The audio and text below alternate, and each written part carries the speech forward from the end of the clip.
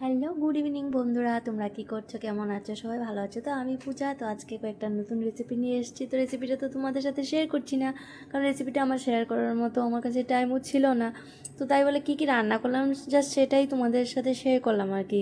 Please খারাপ ভেবো না কেউ, কারণ একটু একটু স্কিপ করে দেখিয়েছি। তো আমি তোমাদের সাথে শেয়ার করেছি, মানে রান্নাটা কীভাবে রান্না করে সেটা আমি তোমাদের সাথে শেয়ার করিনি। তো জাস্ট কি রান্না করলাম সেটাই তোমাদের সাথে শেয়ার করলাম, কারণ অনেকে কমেন্টসে এই কথাটা বলে যে একটু দেখায় একটু দেখায় না, তার রান্নাটা দেখিয়ে কী লাভ। তো সেটা ব্যাপার না। তো কী কী রান্না হলো সেটা তোমাদের সাথে শেয়ার করেছি। তো আজকে এটা একটু আগে আমি শেয়ার করার, সারাদিনের মধ্যে সত্যি কথা বলতে গিয়ে টাইমটা পাইনি, তো ভাবছিলাম একটু বিকেলের দিকে তোমাদের সাথে শেয়ার করি। রান্নাটা করেছি, তোমাদের সাথে শেয়ার করবো বলে ভিডিওটা করেছিলাম। তো সে কারণেই আমি তোমাদের সাথে শেয়ার করছি ভিডিওটা। তো আজকে বানিয়েছিলাম স্পেশালি মেয়ের জন্য ডিম পনির। তো এই রান্নাটাই তোমাদের সাথে শেয়ার করছি। আর এখানে নিরামিষ একটু বানিয়েছিলাম, নিরামিষটা ততটা ভালো লাগেনি, দেখতে যতটা টেস্টি হবে মনে ভাবছিলাম ততটা টেস্টি হয়নি সত্যি কথা বলতে কি। ডিম পনিরে কিন্তু আলুটা একটু ভেঙে দিলে খুব দারুণ টেস্ট হয়। তো মরিচটা একটু কম দিয়েছি, মেয়ে জাল খেতে পারবে না, তো মেয়ের জন্য স্পেশালি রেসিপিটা বানাচ্ছি। তো এটার মধ্যে বেশি মরিচ দেওয়ার তো কোনো প্রশ্নই ওঠে না।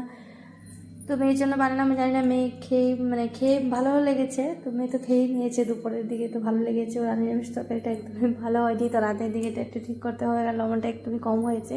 আর এখানে পাবদা মাছ ছিল, পাবদা মাছটা আমার শাশুড়ি মা মেখে দিয়েছে হলুদ লবণ দিয়ে। তো এটা আমি রান্না করেছিলাম, তো শাশুড়ি মা রেডি করে দিয়েছিল। একটু কেটে কুটে রেডি করে না দিলে তো একটু সময় পাই না, তো সে কারণে একটু রেডি করে দিতে হয়। তো কেটে দিয়েছে আমার শাশুড়ি মা, রান্নাটা আমিই করেছিলাম। তো আমরা বেশিরভাগ রান্নাটা শিলনোড়াতে বেটেই আমরা রান্না করি, কারণ যে বাজারে কেনা মশলা থাকে ওই মশলার গন্ধটা কারোরই বেশি একটা পছন্দ না। তো সেই কারণে আমরা বেটেই রান্না করা হয় বেশিরভাগ টাইম। তো রান্নার মধ্যে আমাদের সময়টাও বেশ অনেকটাই যায় আমাদের। তো তোমাদের কেমন লেগেছে বন্ধুরা, অবশ্যই এটা কমেন্টস করে জানাবে। তো আমিও জানতে চাই তোমাদের কীরকম লেগেছে আজকের ভিডিওটা। ঠিক আছে, থ্যাংক ইউ।